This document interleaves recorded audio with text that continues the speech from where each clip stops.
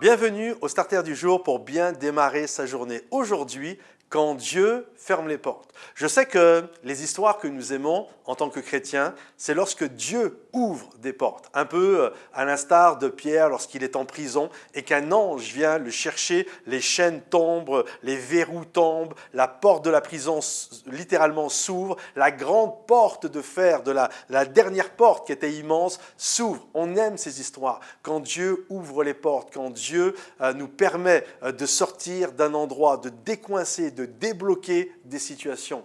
Mais savez-vous également que Dieu est celui qui peut fermer des portes. Alors bien sûr, ce n'est pas fermer des portes pour nous empêcher de rentrer dans ce qu'il a prévu pour nous. Bien au contraire, c'est parce que parfois, nous prenons une direction qui ne va pas nous amener là où Dieu nous attend, là où Dieu a une espérance, ou là où Dieu a des projets pour nos vies. Et donc, il va fermer certaines portes. Ne vous inquiétez pas, ce n'est pas parce qu'une porte est fermée que la volonté de Dieu est fermée pour aller dans un autre endroit. La Bible nous parle par exemple de Paul et de Silas, alors qu'ils sont dans une embarcation et qu'ils désirent aller dans des endroits précis. La Bible nous dit que l'Esprit de Jésus les en empêcha. Un autre passage, le Saint-Esprit les empêcha de passer par là. Et puis, l'apôtre Paul, va avoir à un moment donné un rêve, un songe d'un Macédonien qui l'invite et qui l'appelle au secours. Et là, Paul va comprendre que si des portes se sont fermées, ce n'était pas